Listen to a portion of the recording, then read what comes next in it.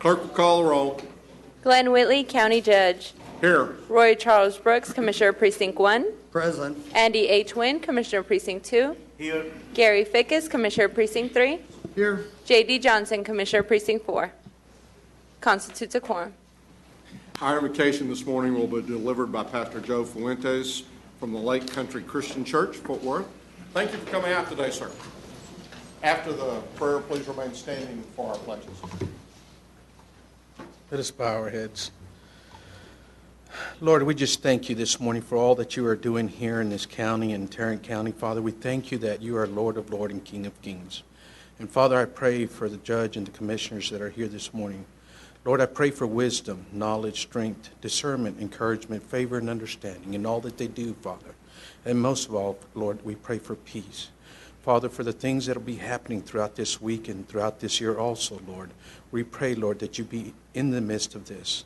Father, we ask that you be with the hearts of each one of these gentlemen here and everyone that's on staff here, Father, that you watch over them, that you guide them and lead them and direct them in all that they do, Father, that your hand be upon them. I pray for their families too, Father, for a hedge of protection. Father, we pray for America too today, Lord, as it also convenes in everything that it does across this nation. And Lord, we thank you for your Lord of Lords, King of Kings in this place and in America. In Jesus' name we pray. Amen. I pledge allegiance to the flag of the United States of America, to the republic for which it stands, one nation, under God, indivisible, with liberty and justice for all. Under the Texas flag, I pledge allegiance to the flag that says one state, under God, indivisible. Thank you, Pastor, for being out here today. I'm here.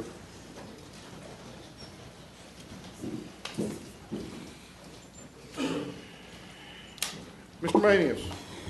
Thank you, Your Honor. Members of the court, we have one announcement as relates to the agenda and then one general announcement. As relates to the agenda, we can go to the purchasing section. Item 8H1, this is bid 2016-014, which is the sale of recycled paper. We're going to ask that we hold that particular agenda item. Then also, members of the court, I'd like to remind you that this afternoon at 2 p.m. we are going to have the ribbon cutting for the west entrance of the historic courthouse. So it looks like we have some nice weather for it, and that'll be at 2 p.m. today. Way past due. Mr. Phillips will be here to take any comments you might want to make. He's turning red back there already. Court members, you have before you the minutes of our regular meeting of October the 20th. Second. We have motions and seconds. All in favor, please vote. I was just kind of rolling from your meeting. I had to do it. I understand that. Motion passes unanimously. Commissioner Brooks. Thank you, Your Honor. We today would like to commend a deputy of the Sheriff's Department, Deputy Joseph B. Lachey, for his actions of valor and for going above and beyond the call of duty to save the life of one of our citizens.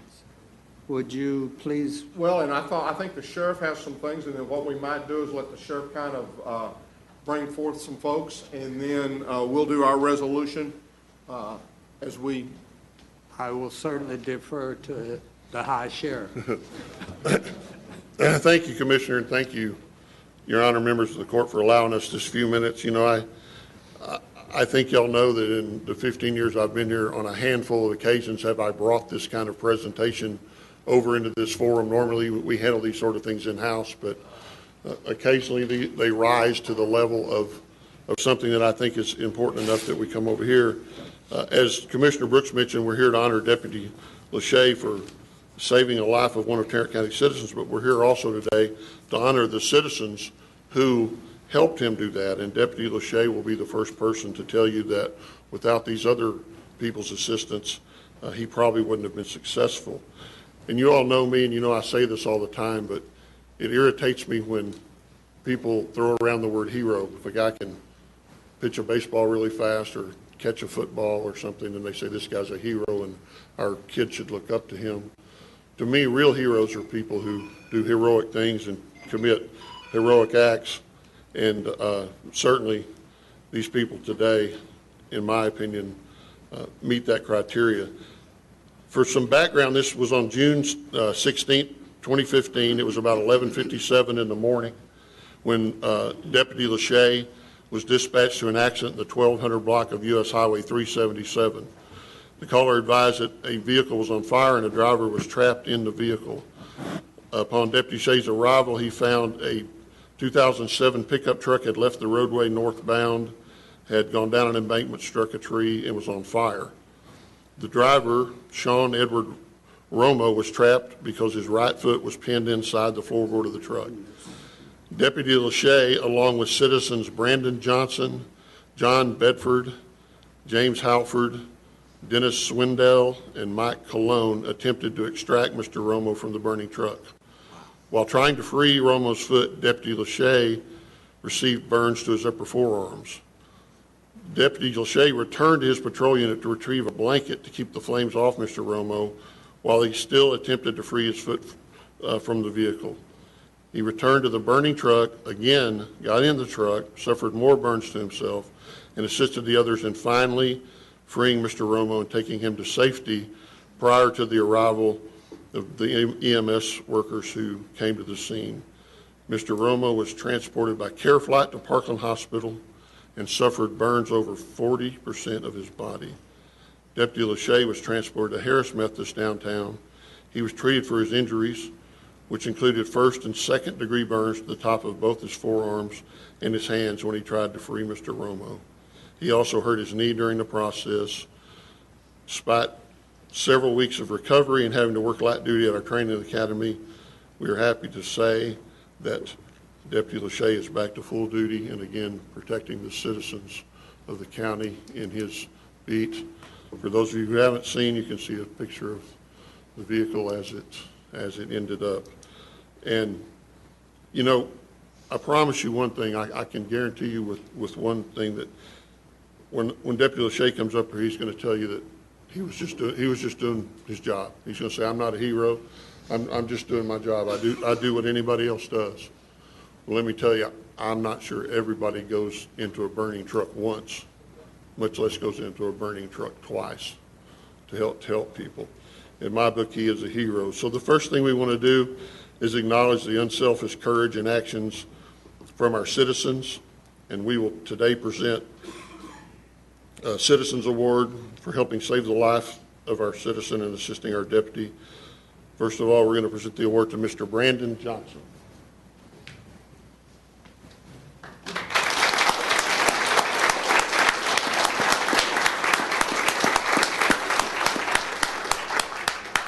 Second, Mr. John Bedford.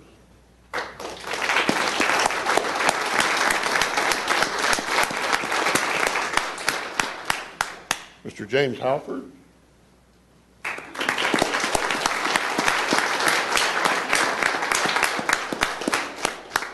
And Mr. Mike Colon.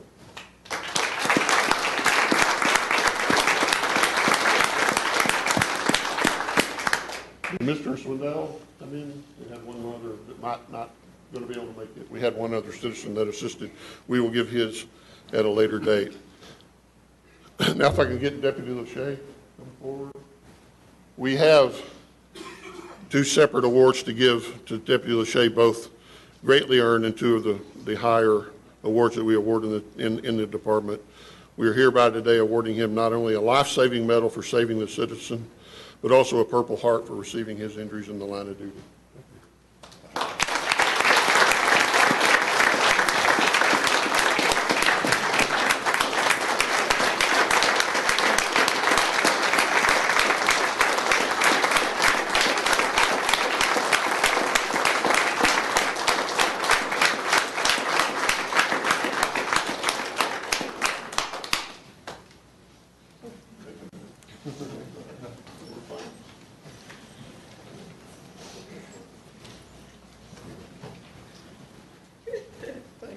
Can you say something? I want to thank the sheriff and the commissioner, excuse me, for this award, of which I feel like I don't really deserve.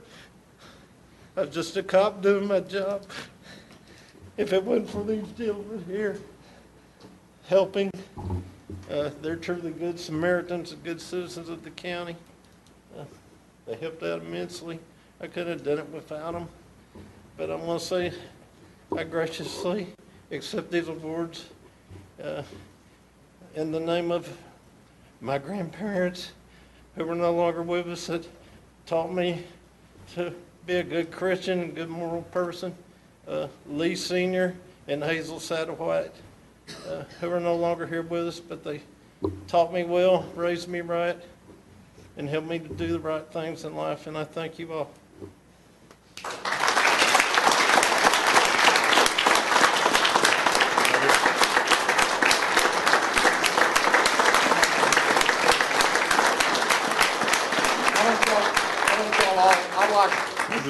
Do y'all have a proclamation? Well, I guess we'll do the proclamation, and I'd like for all of y'all Sure. to come up here and we'll get some shots.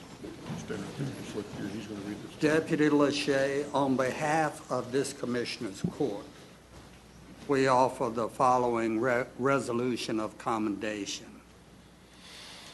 Whereas Tarrant County recognizes the heroic efforts of Deputy Sheriff Joseph B. Lachey for his quick action in helping to rescue a man from a burning truck.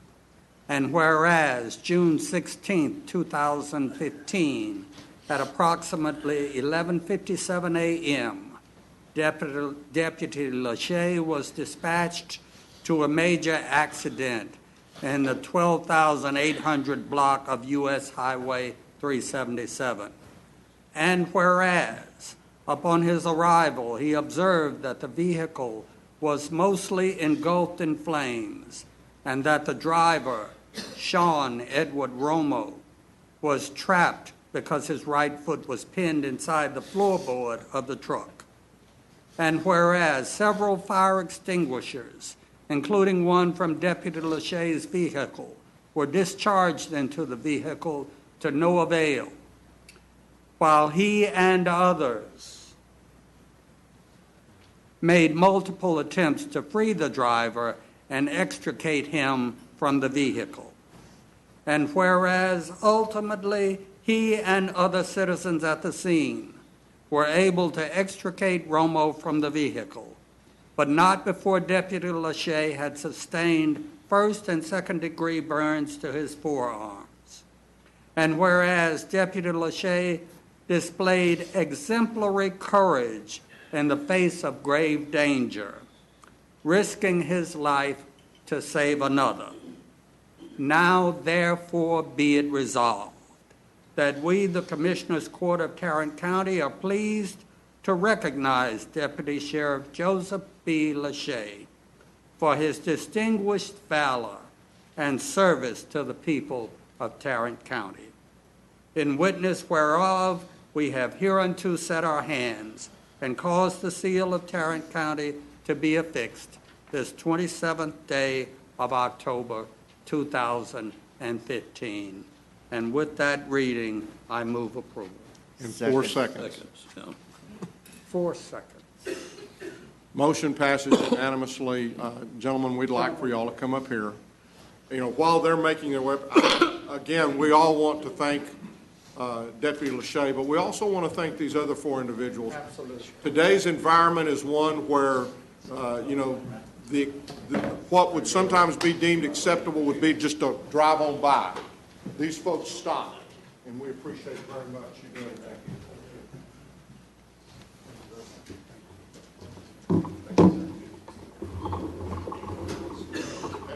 I'm just going to see if I can. Y'all are in the middle.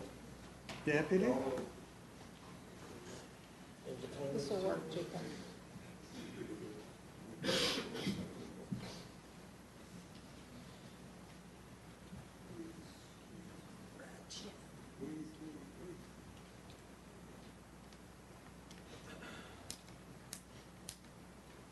Stay there until they quit flashing. Kind of like Christmas.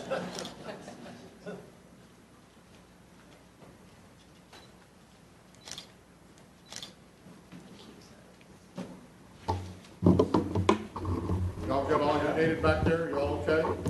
Okay.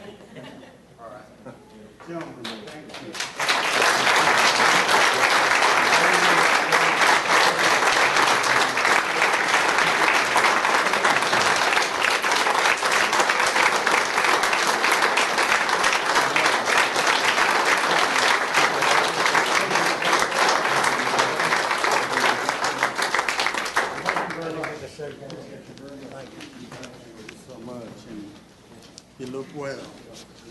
Feeling well.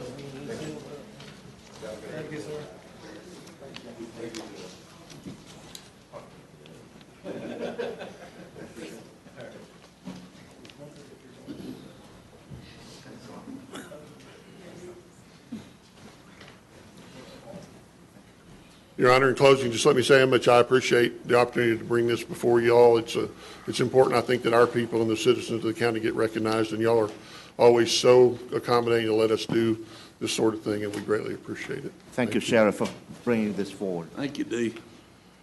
Thank y'all again. This is, I mean, really, there's nothing we can do after this that can even begin to match up to that. And again, I just, as Dee mentioned, getting into that truck one time, getting into that truck a second time, those folks stopping and helping, that's bravery that we don't often see on the TV or on anything from that standpoint on the news or anything along that type line. So it's a proud day. So thank y'all very much for being a part of that. Next, the certificates of appreciation. I'm going to have to apologize because I don't have the certificate. Do you have a certificate? I think that's what Exactly, the that you're going, certificates. the court's going to be receiving those. Oh, we're receiving it. Okay. Rocky, come on down. That don't look like Rocky. That looks like Kent. Oh, she's Good Rocky. morning, Mayor. How are you? Good morning, I'm great. Good. Judge, Commissioners, and GK, we want to thank you for having us this morning. As you know, October is Domestic Violence Awareness Month in the United States, and we have at One Safe Place a committee that we call the Voices Committee that is made up of survivors of domestic violence, and they are part of our governance structure, and they came up with the idea of recognizing all of the governmental entities that provide financial support to One Safe Place this month. And that is because we absolutely could not do the work we do without the support of the county and all of the cities in Tarrant County. We ask for financial contribution from every city in Tarrant County, and so far we're getting it from about half. So we're making a little bit more progress toward our goal every year. And before I invite Rocky, I just wanted to give you a little bit of information. When I first met with Judge Whitley over 3 years ago about the idea of building a family justice center, which is, it's one location where under one roof we co-locate and integrate all the services for a victim of domestic violence. This was just an idea, and I met with Judge Whitley and said we really couldn't do this without the support of the county. And ever since then, the county has stepped up in a big way, and we appreciate it. So we made a commitment not only that we would build a family justice center, but that we would build a model for the country. We spent 31 months operating in temporary trailers on the premises of what would ultimately be our permanent facilities while we took our time designing our facilities and also learning about the work that we were doing and making sure that that informed our future.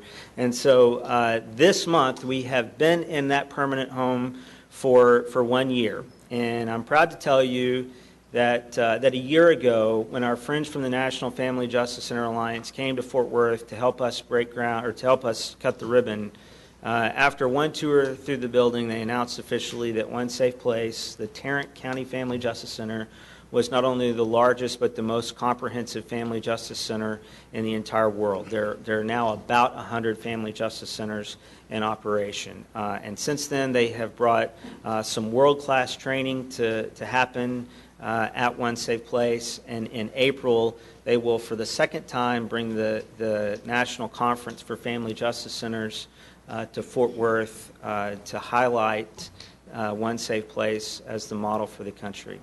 I also want you to know that the numbers of people that we are serving just continues to grow every month. By the end of this calendar year, we will have seen 3,000 individuals who will come on average 4 times for a total of 12,000 client visits on site at One Safe Place. And that does not even count the children of victims of domestic violence who also are served at One Safe Place.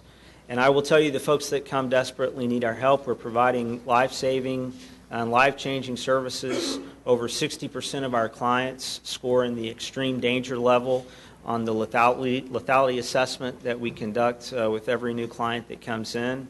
63% of our clients report that at some point they have been strangled by their abuser, which, as you may know, is a very important indicator of the level of risk in that relationship. And about 85% of our clients have minor children who live in the home, and they report that 75% of them have witnessed abuse in the home. So the work that we're conducting, as I say, it is life-saving and life-changing. Another thing that we promised you is that we would build a strong partnership, and I'm proud to say that there are currently 18 partners working hand in hand, and it's not just that we're providing the services in one place, but we are fully integrating those services. And just within the last few months, Safe Haven of Tarrant County, which is the largest emergency shelter provider and also provides counseling and case management and other critical services, moved all of their administration on site at One Safe Place. They're literally sitting right next to us throughout the day, so everything we do is now fully integrated. So again, thank you, and after Rocky makes her presentation, I would be more than happy to answer any questions that you may have. And as I introduce Rocky, I just want to note, not only is she a member of our Voices Committee, but she also served as a volunteer for a week this summer when it was 103 degrees in Granbury when we held Camp Hope, Texas. So please welcome Rocky. As Ken stated, my name is Rocky Martinez. I'm with Voices of One Safe Place, and our mission is to bring awareness to the communities of domestic violence. And on behalf of the Voices Committee, we'd like to present you with a certificate of appreciation to the Tarrant County Commissioners Court for supporting One Safe Place and domestic violence survivors, facilitating services to over 3,000 Tarrant County families. Thank you very much. Thank you. Thank you. Why don't y'all come on screen and look at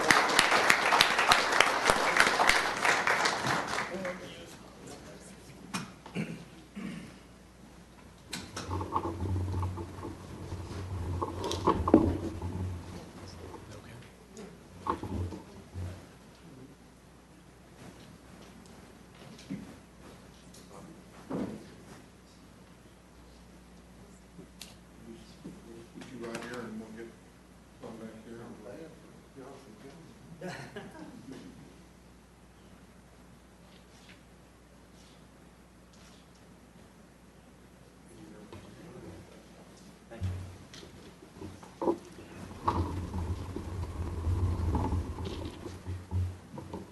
As Ken goes down to maybe come up and make a couple more comments, one of the things that I would say, and I try to say at most of the opportunities that I have to get up in front of a group and speak, is that we all have a responsibility, men especially, but women, you're not off the hook either, that we should, every opportunity we get, stand up and say that there is no situation where abusing another individual is all right.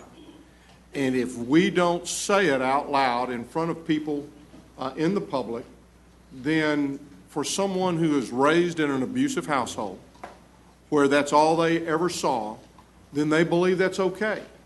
And when we laugh at the jokes, or, turn away from, any statements that are made, or any time when we see an opportunity to speak out and to say, that's not right, then in effect what we do is we reinforce those folks who were raised in that abusive society or in that abusive household, because they don't hear anybody saying that that's not the way it is in every household.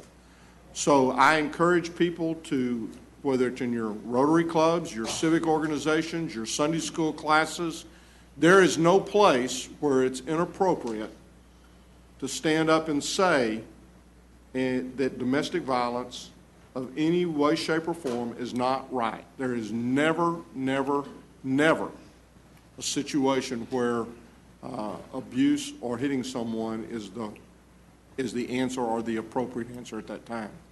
So I would encourage everyone to, it's a very uncomfortable subject. It's not one that you get into as you start a conversation or as you end a conversation. It's not very uplifting.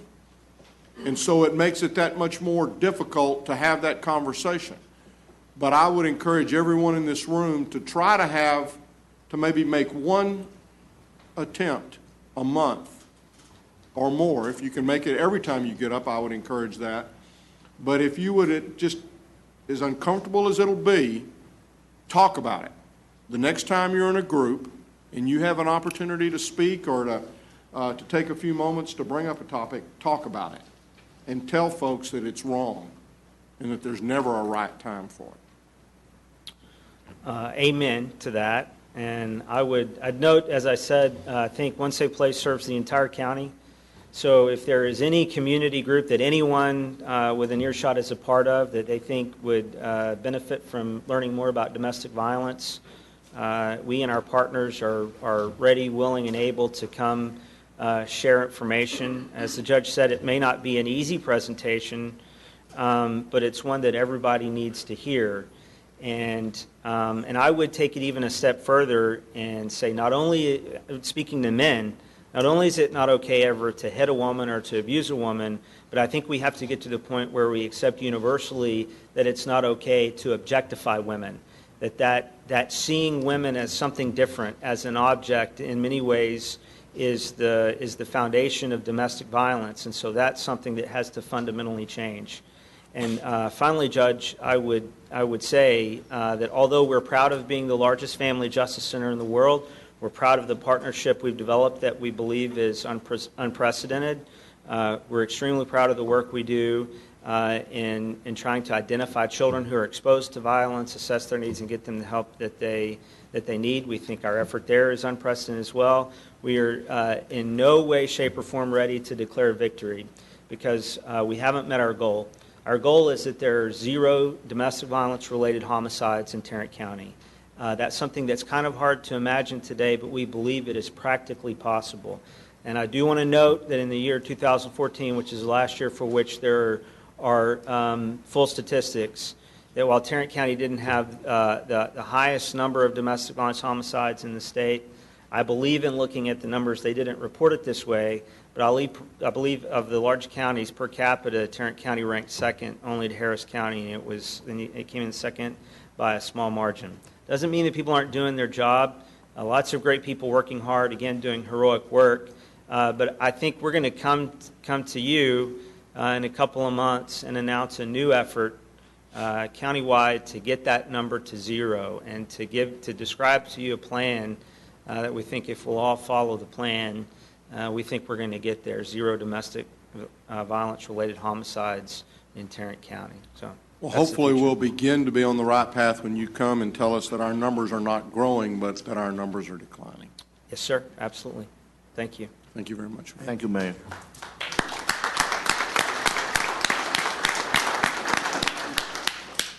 Could I have a motion to receive and file our certificate of appreciation? So moved. Second. We have a motion, a second. Please vote. Motion passes unanimously. Y'all have a good day. Thanks, Ken. Thanks, Rocky. Court members, you have before you the consent agenda. Move approval. Second. We have a motion, a second, to approve the consent agenda. Please vote. Motion passes unanimously. Mr. Manius? Thank you, Your Honor. Ms. McMillan is going to make the 2 presentations this morning. Good morning. Morning. I have two items related to City of Fort Worth tax increment financing districts to bring to you today. The first one for your consideration is the approval of the county's participation in the City of Fort Worth tax increment financing reinvestment zone number 15, which is commonly known as the Stockyards Northside TIF. The City of Fort Worth has established this 925-acre TIF zone, which is bounded on the north by Northwest 30th Street, to the east by I-35, to the west by Clinton Avenue, and to the south by North Grand Avenue. The TIF, as provided in the participation plan, will provide for $40 million in necessary infrastructure and site improvements that are required to support the revitalization and redevelopment of the Stockyards area. Since the initial presentation on the preliminary finance and project plan in January, there were some questions at that time by the members of the court, and the TIF board has met, and they have actually made some revisions to that plan. So Michael Hennig from the City of Fort Worth Economic Development Department is here to go over some of the modifications that were made to that participation plan. Good morning. Morning, Judge, Commissioners.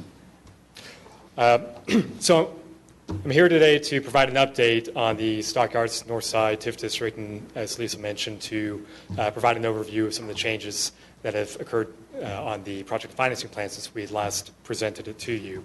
In the interest of time, I'm going to try to keep this presentation brief, but if you do have any questions, I'd be more than happy to answer them. So as I recall, back in January, we presented the preliminary project and financing plan very shortly after the TIF district was established. And we received a number of comments from each of you, and those comments were used to go ahead and integrate it into the project and financing plan. Specifically, the changes that were made focused predominantly on eliminating a lot of inconsistencies, specifically as they affected the description of what projects and expenses would be considered eligible through the project and financing plan. And of course, as you recall, the project and financing plan stands as that core document that guides what the TIF can do, what it intends to do, and how it will go about doing that. In addition to going through and making sure that in every place throughout the document that specifies what projects are eligible and what projects are, what expenses are eligible, a detailed description has been provided throughout, including even in the budget. Separate from that, a few other changes were made to the document, one of which relates to the use of Chapter 380 agreements. Now, as I'm sure, as of course all of you know, Chapter 380 agreements are an economic development tool that are used as are used to fill a financial gap on projects that create jobs. The state allows TIFs to use Chapter 380 agreements with relatively few restrictions.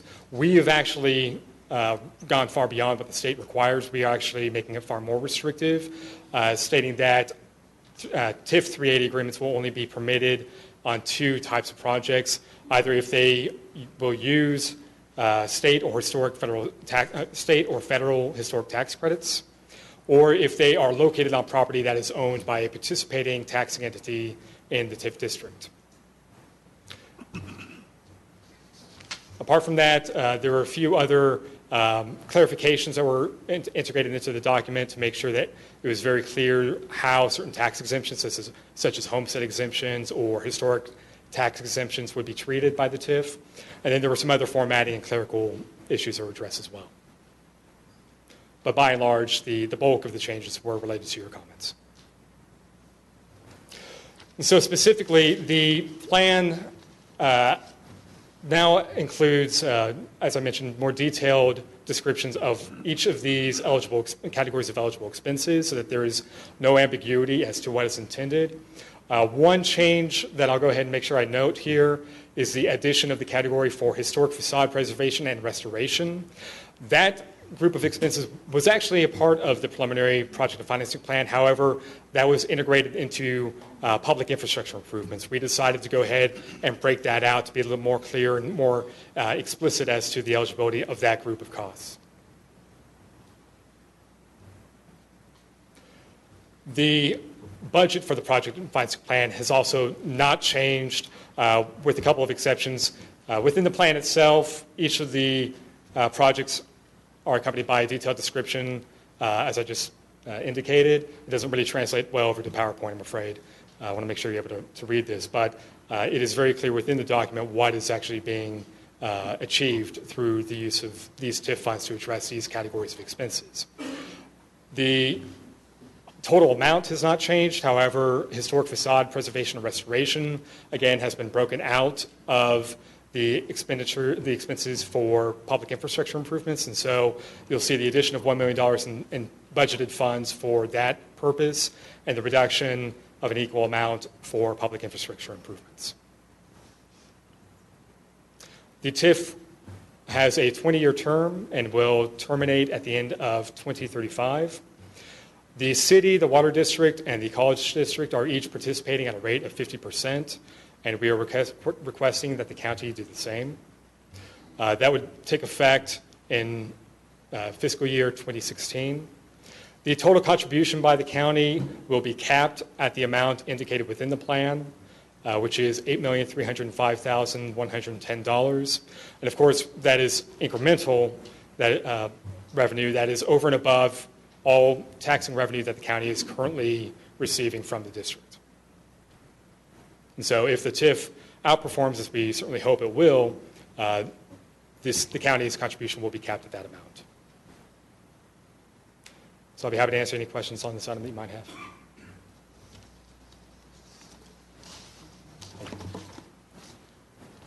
I do want to note that our appointee to the TIF board is Steve Townsend, and he was participating in those changes when those were discussed by the TIF board as far as the revisions to the project and financing plan. So today we're asking for the court to consider approval of the resolution and participation agreement providing for Tarrant County's participation in the City of Fort Worth Tax Increment Financing Reinvestment Zone number 15 through the payment into the zone's tax increment of funds set forth in the agreement. Again, that would be 50% for the county only, not the hospital district, and there would be up to a maximum contribution of $8,305,115. Move approval. Second. We have a motion, a second. Any further discussion? Please vote. Motion passes unanimously. Thank you. The next item we have for you is consideration of an amendment to the participation agreement with the City of Fort Worth for the Lancaster Corridor TIF, which is Fort Worth TIF number 8.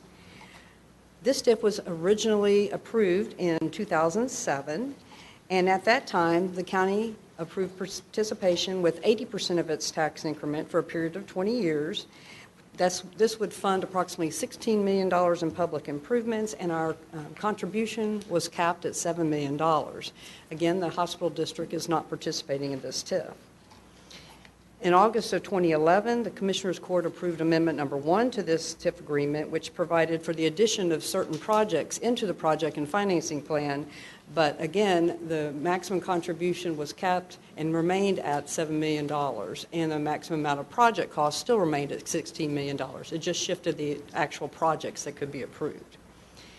Since that time, the TIF board has approved some additional modifications to the project and financing plan, and I'm going to ask Michael to come back up and give you a breakdown of what those are.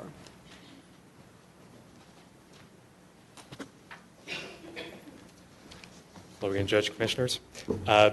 So with this one, I have the distinct privilege of asking you to agree to pay less. So, move approval. So as Lisa mentioned, we'll be discussing the Lancaster Corridor TIF. This is a quick glance at the boundaries for a reminder.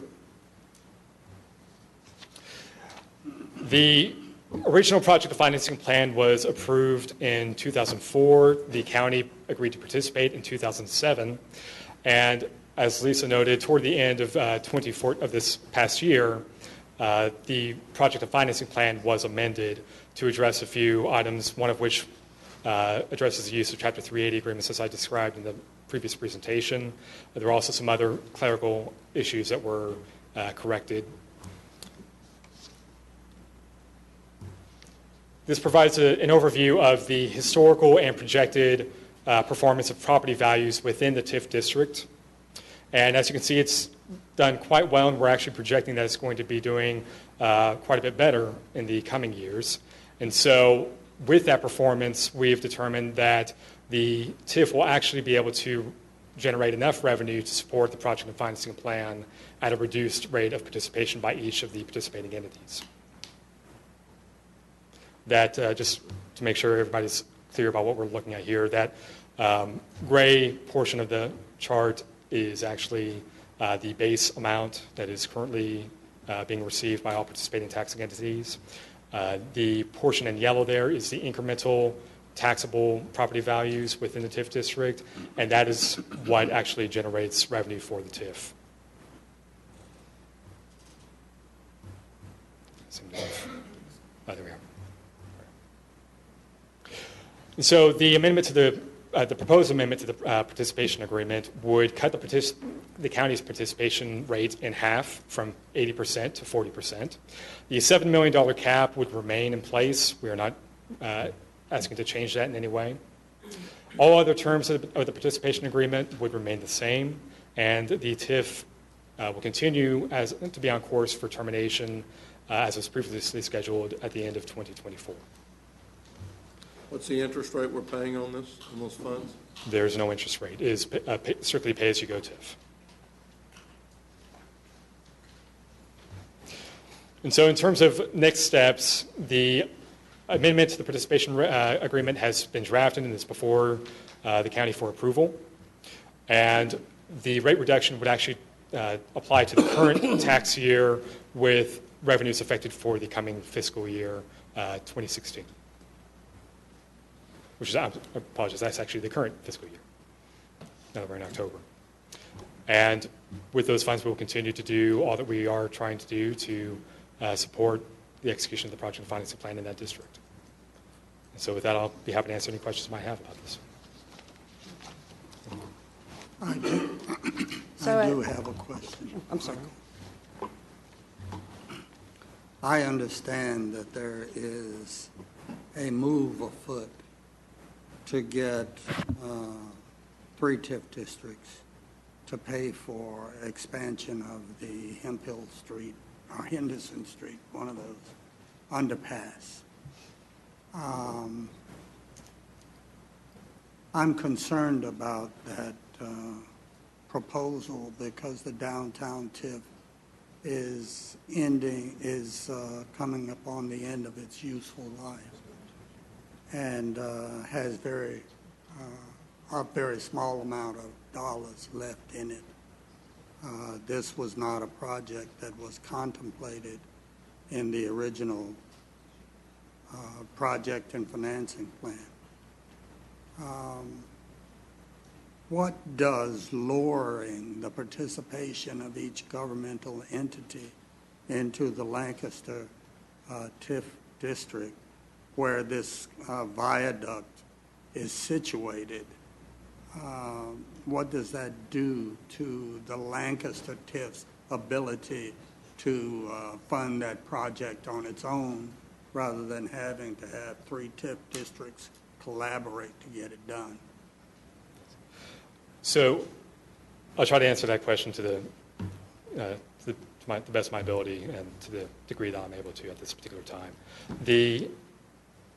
In terms of the financial position of the TIF, inclusive of all agreements and all projects that the TIF is already committed to, we anticipate anywhere between $15 to $17 million to be available to commit to future projects. That's, of course, assuming that current projections hold, which we're confident that they will. As that apply, I can say that with respect to the project and financing plan of the Lancaster Corridor TIF, it has been actually used in the past. TIF funds have been used in the past to support Lamar Hemphill project. But beyond that, in terms of any ongoing discussions as far as the future use of TIF funds, I should really probably leave that to the boards to discuss.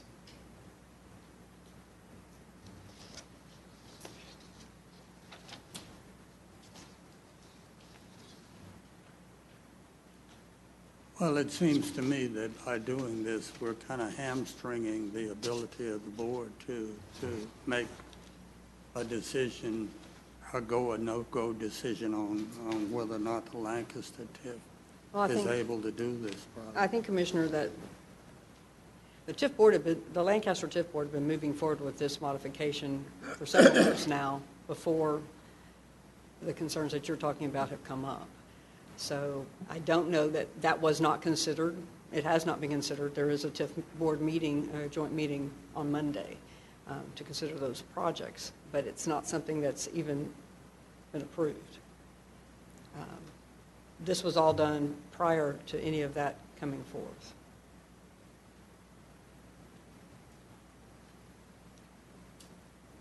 Well, certainly the plan was put together before that came forth, but we hadn't done it yet. It's not an approved project. What I'm saying is when these amendments were made and requested the amendments to the participation agreement were voted on by the TIF board, the project that you're talking about was not under consideration. It's not part of this project plan. It's not part of any of the other TIF's project plan. So this was already moving forward and was approved. You talked about a joint meeting. What joint meeting? They have a joint meeting scheduled for the South Side TIF, the Lancaster Corridor TIF, and the Downtown TIF. And to be honest, I haven't seen the agenda yet for that. I don't know that it's even been set. Okay. So your concern is to reducing the contribution, it may affect that particular project financing. Right.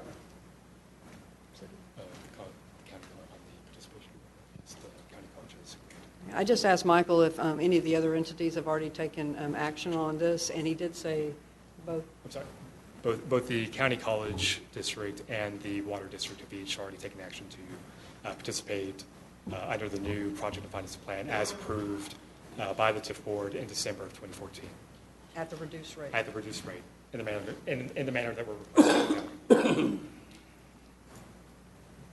And I mean, whether we reduced it now and it still ends in 2024, if we didn't reduce it, it's likely to have ended a lot sooner. Correct, because as of today, the county has actually contributed about $3.9 million toward that $7 million cap. And what was our last year's contribution? I don't know, about 500,000? It was about 500,000. So we're about 6 years away from, probably less than 6 years away from being through with this. Correct. So that would make it, well, it's 2021 versus 2022. Either way, we're going to get pretty close. I mean, obviously, we will be taking in more revenue as we go. It'll take us a little bit longer to get out of it. I think that the city and some of the other entities felt that if it was performing well, they would like to reap some benefits in the earlier, now and sooner than waiting till later. I don't know that, I don't believe the college district has a cap like we do, so obviously. From our perspective, it doesn't make any difference. It doesn't make any We're putting difference, in, correct. whether we vote yea or nay, we're putting in Correct. 7 million. Right.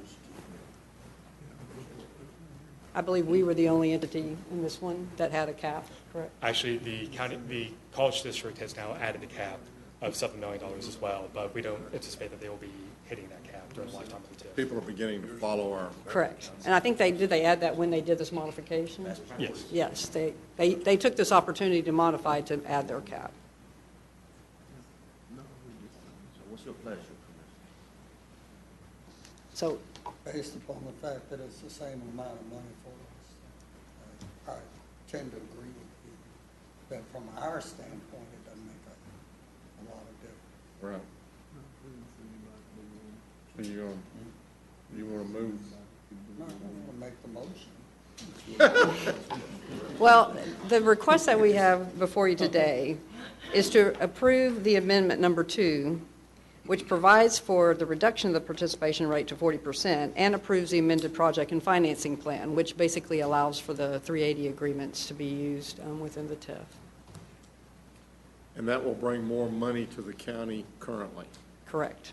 And as long as you don't object, I do not object. I will make the motion. As long as you don't object, I will second the motion. We now have a motion and a second with no objection. Please vote. Motion passes Thank you. unanimously with no objection. Thank you. Move to receive and file personnel agenda. Second. We have a motion to receive and file the personnel agenda with no objection. Please vote. Motion passes unanimously. Thank you. We have one additional item for the court. Is item number 2. We're asking the court to approve a waiver of terminal benefits for CDC 4. Judge Thomas's court reporter is actually retiring at the end of this month with 65 vacation hours. Judge Thomas has already identified a replacement. So he's requesting a waiver effective November 2nd, which I believe is Monday of next week. We're estimating the impact to the general fund to be a little bit more than $4,000, including fringe benefits. Move approval. Second. We have a motion and a second. Any discussion? Please vote. Motion passes unanimously. Thank you. Vinnie?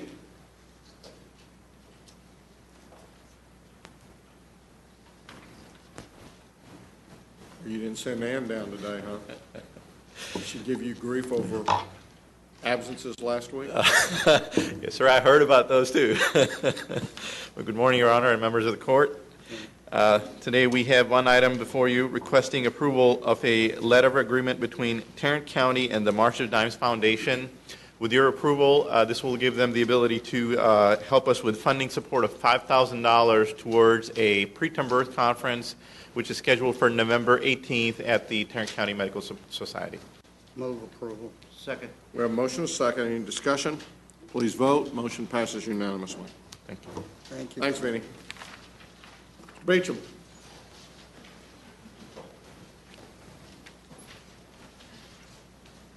Good morning. Good morning. We have 4 items for your consideration this morning. Our first item is a bid award recommendation for RFQ 2015-178. This is a request for qualifications for architectural engineering services for the Dion Phillips Bagby Southwest Subcourthouse Expansion Project. We're seeking approval to conduct negotiations with Bennett Benner Partners, if necessary, Komatsu Architecture. Move approval. Second. We have a motion and a second. Any discussion? Please vote. Motion passes unanimously. Item number 3 is also a bid award recommendation for bid 2015-209. This is our annual contract for security guard services for Resource Connection. Recommendation will be toward a per enterprise basis, awarding to the primary, secondary, and alternate vendors as shown in your court communique. Move for approval. Second. We have a motion and a second. Any discussion? Please vote. Motion passes unanimously. Item number 4 is also a bid order recommendation for bid 2016-003. This is a bid for the purchase of tactical devices and supplies for the Sheriff Department. Recommendation will be toward a per enterprise basis, awarding items 1, 2, and 4 to Nardes Gun Club, items 3 and 5 to Lawman and Shooter Supply. Move for approval. Second.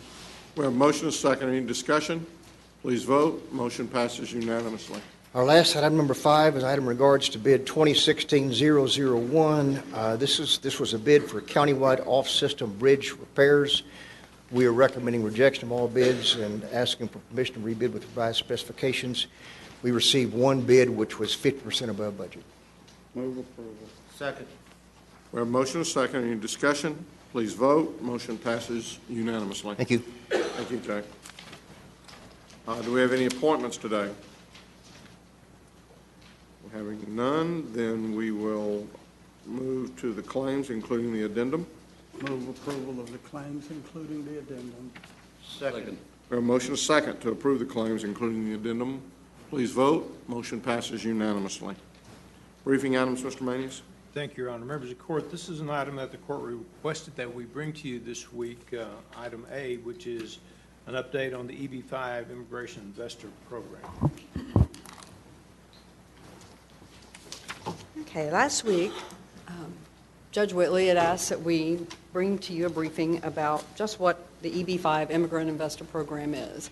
And over the past year, we have received various inquiries about this program, and so we had been already doing some research on it, and we were able to put together a little informational piece for you today.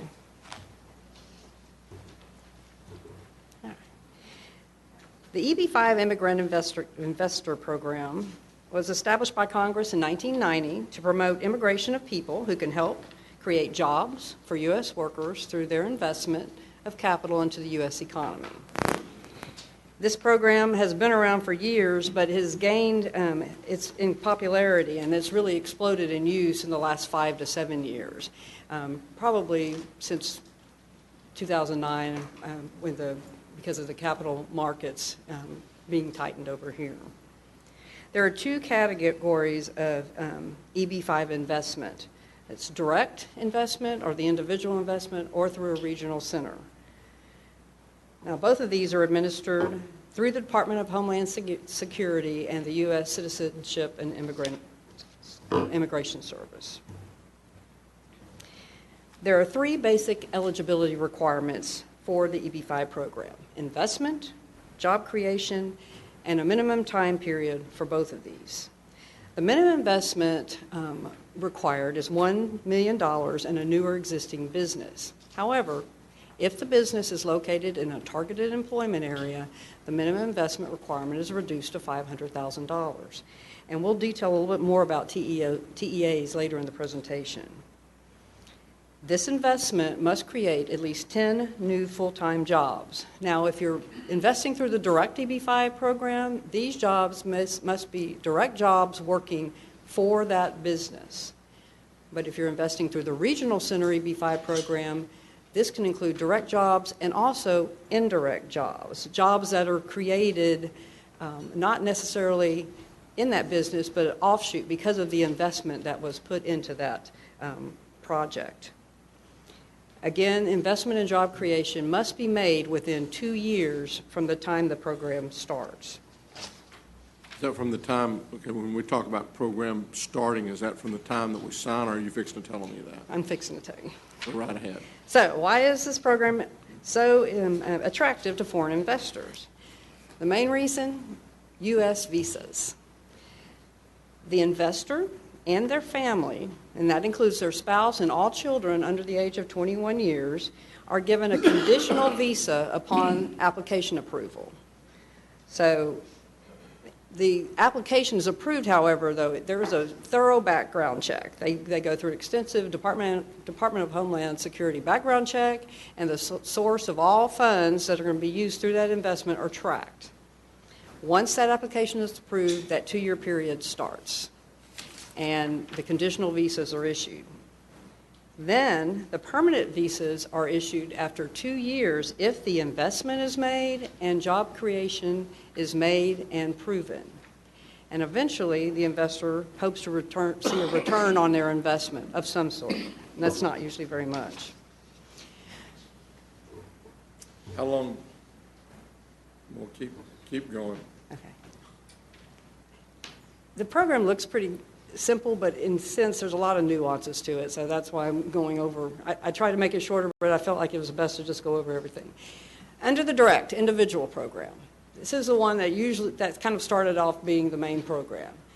You could invest in a new business enterprise. Investment of $1 million or the $500,000, if it's in a TEA, you have to create 10 full-time jobs working with the new business, and the investor must be involved in the day-to-day management of the business, or at least be policy formulation, like on the corporate board or a board member. Now, the second way you can invest in a direct is through a troubled business. This has to be a business that's been in existence for at least 2 years, but has incurred a 20% or more net loss in the 12 to 24 months prior to that filing for the visa. Again, it still requires the same $1 million or $500,000 investment, depending on where it's located. But in terms of the jobs needed, you simply must maintain the number of jobs that were at that location. But again, the investor still has to be involved in the day-to-day management of the business or policy formulation for the business. As an example of what the direct EB-5 investment may look like, you may have some immigrant investors who seek to develop a new hotel over here in the United States, and they require $10 million investment. So 10 investors put together $1 million each, and each investor's $1 million capital has to create 10 jobs. So 100 new jobs must be created that work at that hotel. And each investor involved must be involved in the management of the hotel or in the board or policy formulation for that hotel. So again, that is, as you might imagine, sharing the management and pooling of the resources creating that many jobs is not always easy depending on the type of business that you're doing. So that is a reason why so many people now use the Regional Center EB-5 program, and it has become the most popular. A regional center is a company designated by the Immigration Service to pool the investments of multiple foreign investors into a qualifying new U.S. business to create the employment. Like the other program, the investment still requires $1 million or $500,000 if in a TEA, and it must be into a new commercial enterprise located within the area of a regional center.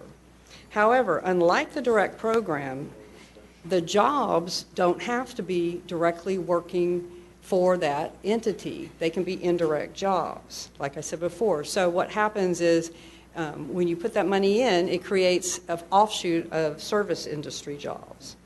And the most important difference is this investment is really in the form of a loan. So you have a passive investor. They don't have to be involved in the day-to-day management of the business. As an example of how the Regional Center program would work, you have a developer here in the States that says he wants to develop a $20 million hotel development, and it's located for this purposes in a TEA. So he goes to a regional center, and the regional center then will seek out investors. They have an economic impact model that takes into account the dollars that are going to be invested, the region, area of the project, and other industry factors. And let's say for this purpose, they're determining there's 235 indirect jobs going to be created by this hotel project. So now they know that this project will support 23 investors who will be credited for the 10 jobs each, the 235 jobs. So the regional center then pools investment funds of $500,000 each from 23 foreign investors and raises $11.5 million in foreign investment for the hotel project. So now the hotel developer has $11.5 million in capital toward his $20 million project. So it provides some gap funding there. Then eventually the investor is repaid in usually around 5 to 10 years with a very small rate of return. These regional centers, describe them, please. Okay. A regional center, these were added in 1993, and as of this month, there's 745 approved regional centers across the country. 64 regional centers here in the state of Texas, with several of them in the DFW region. They worked to match these foreign investors with the funds needed for the projects and pool those resources. They actually have to make application to be approved by the Immigration Service as a regional center. They work best for the applicants that are seeking these permanent visas because most of them don't want to directly manage an investment. So somebody making an investment in a project in Tarrant County, they don't have to live in Tarrant County and manage the project. They can live anywhere throughout the country. They're just investing in this project. So are these banks, are they investment banks, are they? They're more like a broker. They actually find the investors. They do get a fee for the investment services, but they actually put together the middle person that puts together the investors with the needs here for the development. And they also track to make sure that the project makes the jobs, that the investment is made, because there's reports that have to be filed along the way so that they can prove that the investment was made within that 2-year period. Roy, I don't think they're like physical facilities that say regional centers. I know Glenn and I worked with some people a few years back, and there's two or three guys were working on one, and, you know, they just kind of ran it out of this one guy's office. But it still has to be approved. You just don't say you're opening a regional center. It's something that has to go through the They never citizens. actually finished it, did they? No, I don't think so. There are some regional centers that are affiliated with local governments. The city of Frisco, I think Frisco EDC runs their own regional center.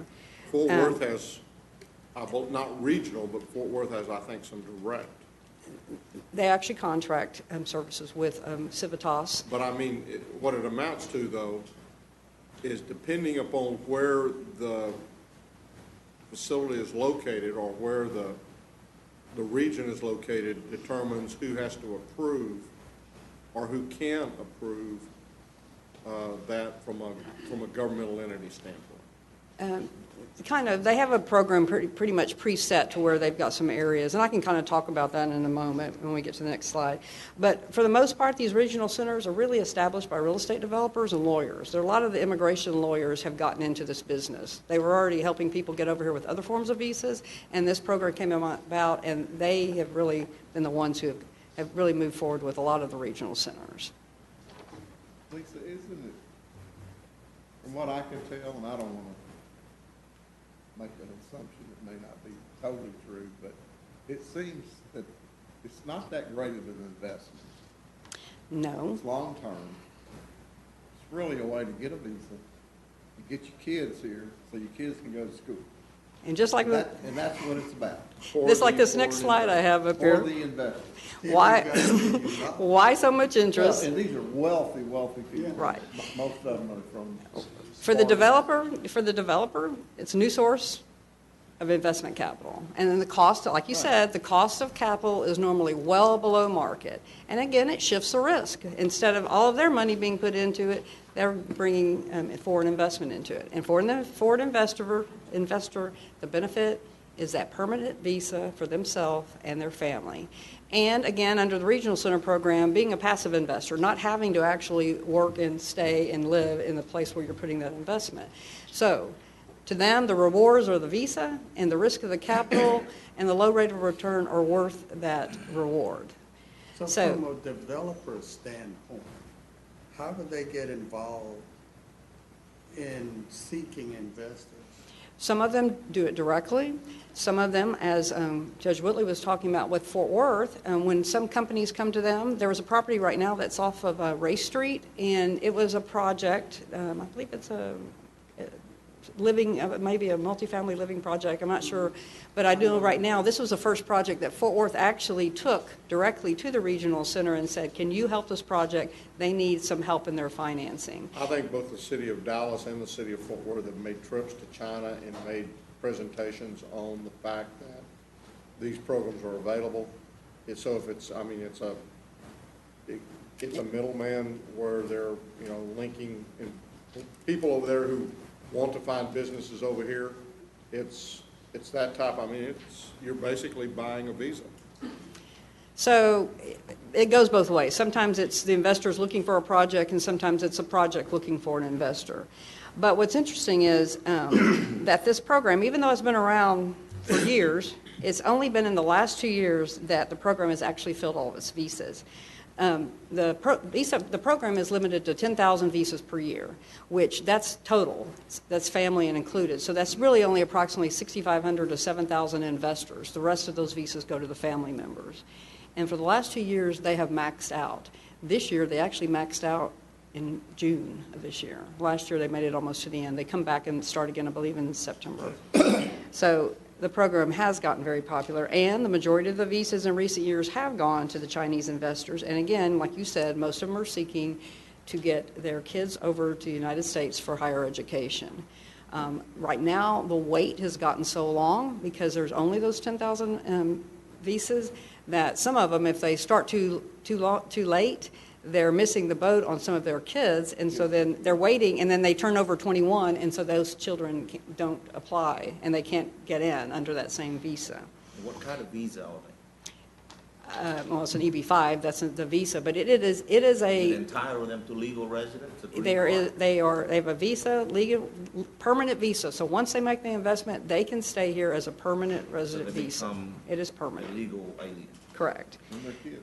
And so now, last year, 99% of the EB-5 investments were made in TEAs. And I told you I'd tell you more about TEAs, but as this demand has grown for these visas, the competition for the investment dollars has also grown, and this has been shown the increase of these TEAs because it requires that reduced investment level.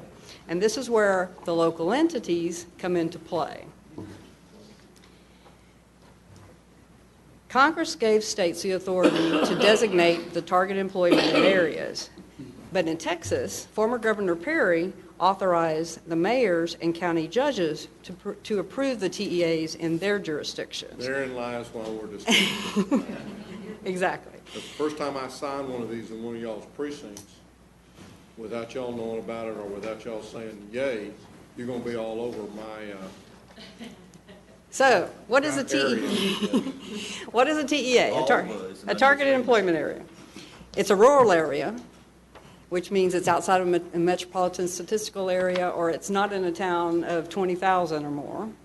Or, and this applies to us, it's in an area with an average employment rate at least 150% of the national average employment rate. Now, unemployment rate, I'm sorry.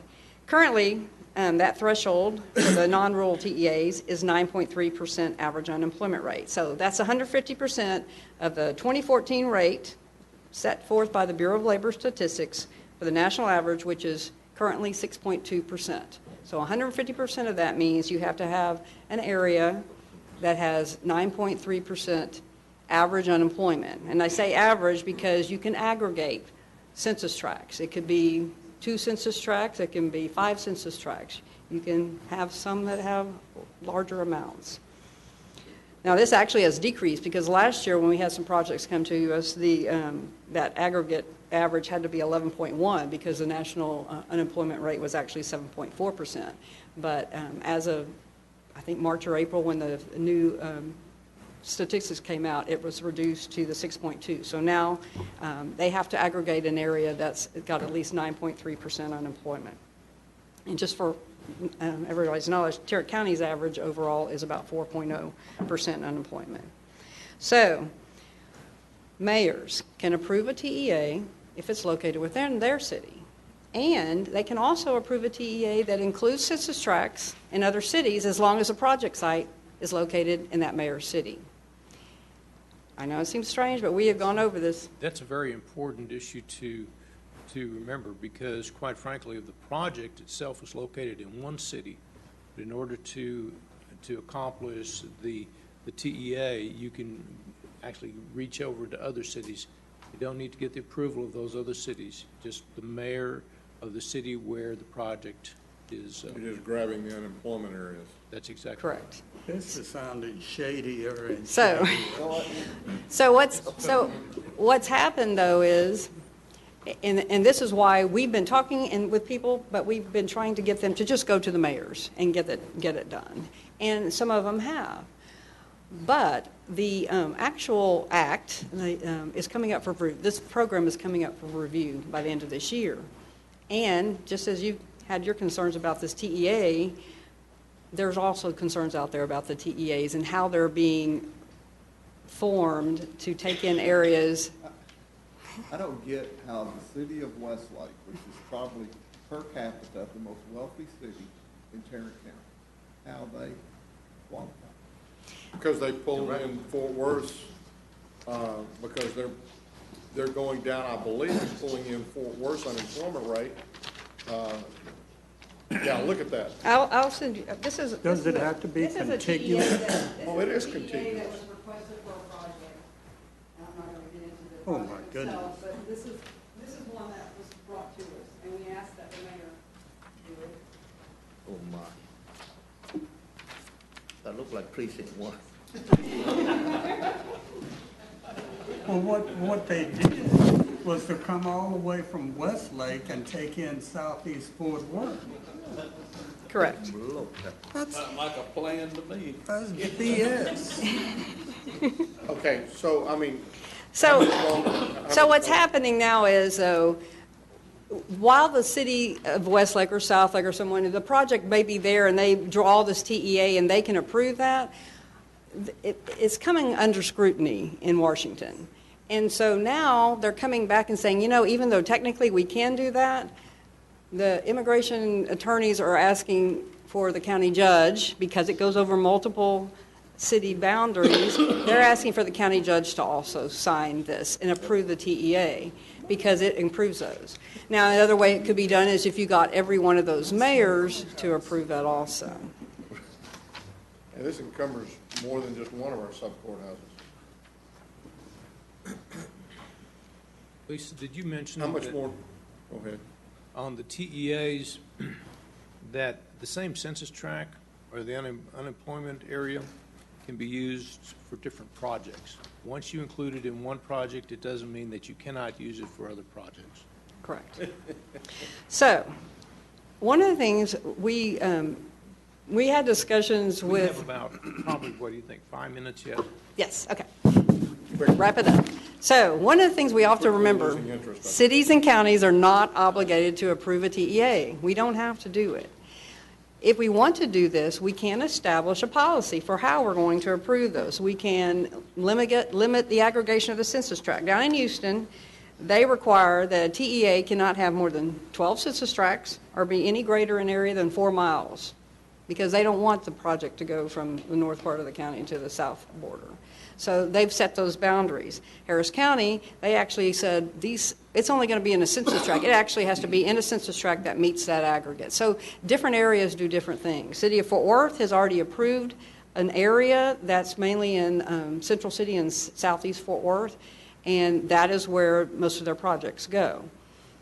So these are some of the things that we have to look at if we're going to do that, looking at what the other cities, what are their plans? Do they already have some kind of plan? So I would say that if we as a county want to do this, maybe we need to look at, on a case-by-case basis, designating that they be project-specific location, require that they give us a lot of information about the project, the type of jobs, investment amounts, economic analysis, and also seek input from the affected cities that are taken in that TEA. So, upon direction of the Commissioners Court, we can look at drafting a policy for utilization of EB5s and the approval of the TEA request for the judge. We have talked to Civitas, which was the group that Fort Worth Chamber and Dallas use, and they provided us a lot of background information for our presentation today, and they would be a good third-party private sector company to go to get some direction from. And then again, as we go through this, I think we should seek input maybe from the cities on our EB5 policy and how we approve TEAs. So, go ahead. How much longer anymore? No, that's all. I'm open for questions. Here's some of the reason that we are where we are today. We've probably had two or three at least come forward and say, well, we need your signature. And it's one of those things where I think we all need to be a part of making the decision or figuring out, especially the commissioners within your particular area. But let's take this one, for example, because I think they're looking for some urgency to their deal. This is obviously starts out in your area. That's where the project itself is going to be. It's pulling in some of this down here. So from a standpoint, let's assume that everything is legal on the deal, that under the current law, they can do this. In effect, what I believe this one is doing is creating some retail area up on the residential area. Isn't this the one that's off of Precinct Line? Davis Boulevard? That one actually was for a hotel project in South Lake. That was for a different project. Okay, so it's a hotel project in South Lake. So the developer's looking at this saying, okay, this is a way for me to be able to develop property at a lower rate of, interest rate on the money that I have to borrow to do this. And again, the need, I want to stress again, the need for the TEA is simply so that the investment per investor is only $500,000 as opposed to $1 million. But here's, so, I mean, from our standpoint, again, we are encouraging development that the cities, first off, certainly the city would have to be of a mind to approve something like this, especially where the project side is.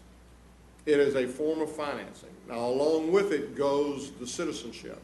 And so if we want to weigh in on, it's permanent visa, permanent visa. If we want to weigh in, if that's a reason we don't want to do any of these, that's fine. But otherwise, That's basically not what my it is. reason. Hmm? That's not my reason. I don't mind taking foreign investors' money. I don't mind them getting visas for their investments for creating jobs. What I do mind is them doing this. This is reprehensible to me because it comes from South Lake and goes all the way down to Southeast Fort Worth. Pimps their statistics for economic gain in South Lake. None of these people in Southeast Fort Worth are going to get jobs from this venture. There's going to be no economic benefit at all to these people in Southeast Fort Worth. They're just being used to make somebody in South Lake rich. I think it's reprehensible. I would never support it. If they're going to invest their dollars in Southeast Fort Worth and create jobs there, then fine. Let's do that. But don't just pimp those folk and they're not getting any benefit from it at all. The question I have, and I don't disagree at all with what Lloyd said, but it's an alternative financing method. Is it because they can't get financing through traditional lending practices, and they go to this because this is, these people could care less. Most of these people just want to get here, and they're not all that concerned, nor are they going to scrutinize their investment like a banker, conventional type of lender.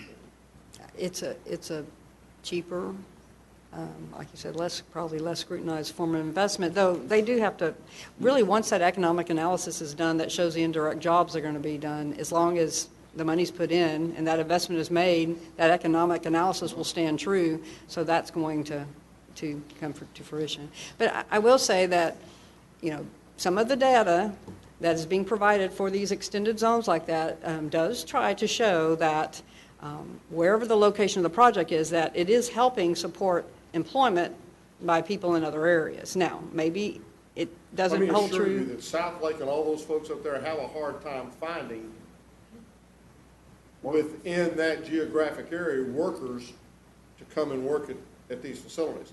I'm not saying that for any other reason than to say that having been up there, I can tell you that the retail folks up there have a heck of a job finding anybody who's willing to come up there and work for that live up there that will work for what they're paying. I have yet to see any of them recruiting in Southeast Fort Worth for employees. Well, you had some vans that have run up to Alliance that just haven't worked out too well. And, that could be a parameter that we look at, is that there needs to be shown where that employment. Once we sign that letter, it's over. Right. No, I know, but I mean, prior to approving the letter, having the letter signed, that there's some proof to show that But we there's have no hospitality. No, there's not. Once we've signed the letter, it's done. It's Is not there- like it's an annual basis. Is there a path to citizenship? When you say permanent residency, you mean they will stay a legal resident, but they cannot become citizen. Is that what you mean?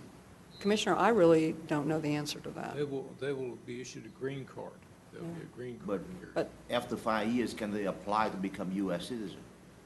I believe so. They can. I believe so. I don't know that for a fact, but I believe. I do know there are. Benny's shaking his head yes back there, and I kind of got an idea that And I do know there are some requirements that, with that permanent visa, they have to spend so much time in the United States, some come and go. I mean, I have heard that a lot of times people will make the investment, get their children here, and some of the parents may actually go back, but there are some requirements for them to actually reside and stay in the United States for periods of And time. who conduct the background checks of The these Department of potential Home, offenders? actually, the Department of Homeland Security, and this is pretty extensive, from what I have been told, background checks on every investor that comes in. What do they look for? Criminal background checks or what? Criminal background checks, obviously, ties to any terrorist organizations. I'm sure there's everything that they're looking for the at. provenance of the money. And they're also tracking that money, where the source of the funds is coming from. Don't shoot the messenger. But we've now, as Commissioner Fickus mentioned, 2 or 3 years ago, we were approached. It never got to the point of signing something. But I do believe this one or the other one that I'd referred to that's up in the Westlake area. Again, like the one in Southlake, the mayor did sign that. However, the scrutiny has come to where they're requiring, now they're asking that they need that second layer of approval, the one from the county judge, because they don't feel comfortable with just having it. What hotel is They're the one- requesting it. They're requesting it. What hotel is it in South? It was that, I believe it was a Weston? Weston? That's on Gateway Church's property. Correct. So you got a nonprofit, you got a church that's not paying any taxes, that are, I guess, fixing to sell to Weston, which will pay taxes, I hope. Correct. Well, I would hope. Yeah, I would think so. So there's a variety of things we could do to vet the projects a little bit, to feel more comfortable with it. But it's only to the point that you're doing it on the front end. Again, there's no hammer to the back. This is something that's, I believe the other one, they were looking for something. The one in Westlake's a retail, it's a residential, retail type project. $30 million plus homes with retail and a couple restaurants. It's a pretty significant deal, but it's million-dollar homes. In those kinds of developments, it's pretty difficult to prove that but for this particular program, that project isn't going to go forward. Well, that's if it's a regional deal. If it was a direct deal, they don't have to show the unemployment part of it. Is that correct? They have to show employment, They but have to show that they're going to have jobs, but they don't have to show that those jobs are coming from a more than 150% unemployment area, do they? they just. Not on a direct deal. Correct. They just have to be indirect jobs, but indirect jobs because of the investment, but, they're supposed to be looking at an employment area that. Here's what I would propose at this They're point. supposed to be working in that area. I'm not going to be here next week, so I'm not going to be signing anything. We're not going to discuss it next week. Go ahead. What I would suggest is that you spend a little bit of time talking with the court members and getting a sense from them as to what they might be willing to entertain in these regards. And if the cities approve it and they say they want to go, then, I'm just looking for some guidelines as I get people coming to me with these forms. If you just want to say no, which I don't think you just want to put a blanket no out there, if you want to make it where we'll look at it on a case-by-case basis, I'm looking for direction. Short of any direction, then I'm going to be back in the same position that we're at right now, which just basically goes, do I go to Commissioner Fickus because that's the project side, or do I go to Commissioner Brooks because it involves some place, or what do I do? That's all I'm asking right now before I start signing something. Are they asking you to sign the letter because it's in 2 different municipalities? Yes, that would be it, or it could be, they have a choice. They can go out and get all the mayors to sign it, and I don't have to sign it. Now, if it were to be located in an unincorporated area, they'd have to come to the court at that point in time. If it crosses county lines, I think they may have to get both the county judges. I do think. The issue is that current law, only the mayor of the city where the project is going to be built in needs to sign, because they can go to, and they don't need the approval of other cities, they can go and sweep a high unemployment area in, they don't need to get approval. That's what the current law is. The reason they're coming back and asking us to do that is because immigration lawyers are fearful that as they rewrite this statute, because it's under consideration, that they may look at this and say, well, you've done it all wrong, you need to get all these other signatures. And it may impact something a project that's already been approved by a single mayor. So we beat this horse almost to death. But I'd rather us not beat it anymore and see if there's any life breath left in it. And if so, kind of what the court might begin to want to do is formulating some sort of a policy. Let us pull this thing down. I mean, we've got 2 weeks before you're coming back, and so we'll work on some strategies on that, and we'll test the waters, and then we'll get back with you guys. I wouldn't. How does In my position, if the mayor of Westlake supports it and they voted for it, I would support it. I can't hear what you're saying. In my situation on the one in Westlake, if the city of Westlake voted to support it, then I would support it. But have they voted? I'm not sure on that one. I think they have. Tom, they have. Or is it only the mayor that needs to approve it? You know, basically, the governor vested that power in the mayors and the county judges. Some, just like here, some require the city council to give the mayor the authority. So. Well, I'd like for us to take a look at it at the public policy level and to see if this is a good public policy or not, right? So that way, other projects coming down the pipe will be able to evaluate it from a comprehensive basis instead of personal preference. There are some major concerns that I have involving citizenship that I don't have answer for yet, things like that. Well, I recognize that I can't do anything about what the mayor of Westlake does or what the mayor of Southlake does. But I do have some say-so in what this court does. And to me, there need to be some major guidelines established before we get involved in this thing. We will put something together for you. Therein lies why we're here today. Thank you. We have a public audience participation. Ms. Jenkins, come forward, please.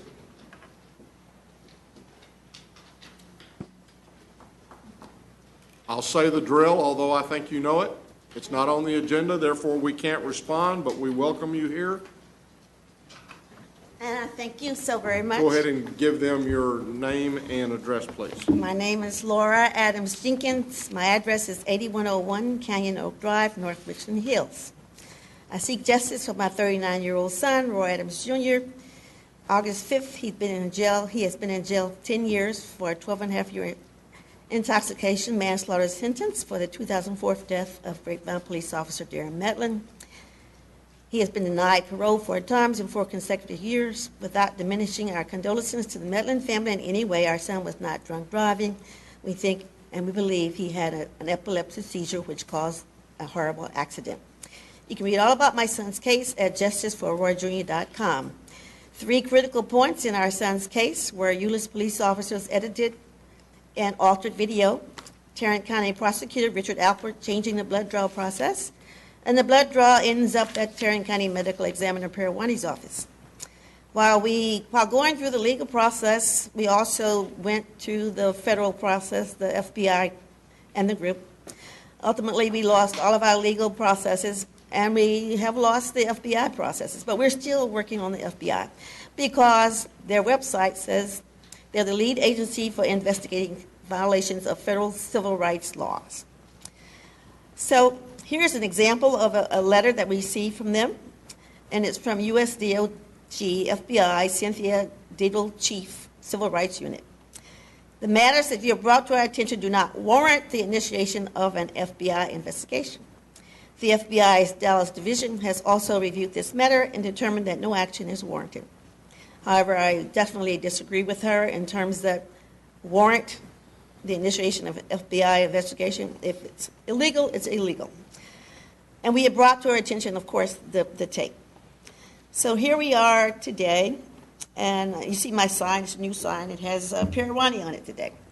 And the reason I included him on this sign is the question we have for the FBI.